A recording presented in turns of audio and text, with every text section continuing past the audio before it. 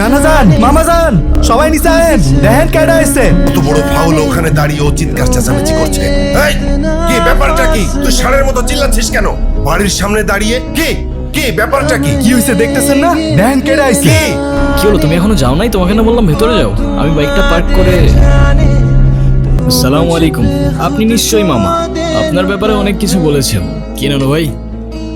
আচ্ছা ভাই, তোমরা তো নিজেরাই পছন্দ করে বিয়ে করছো, তা তোমাদের প্রথম দেখা হয়েছিল কোথায়? ঢাকায়। গাজীপুর। মানে ঢাকায় গাজীপুর সাফারি পার্কে। আসলে নানু ভাই, আমি সাফারি পার্কে ঘুরতে গিয়েছিলাম, ওখানেই আতিফের সাথে আমার প্রথম দেখা হয়।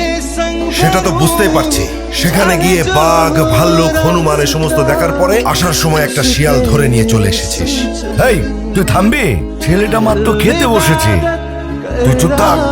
আসসালামু আলাইকুম নানু ভাই। ওয়ালাইকুম, বসো। আসসালামু আলাইকুম মামা। আরে বাবা, সালামের উত্তরটা তো দিবি।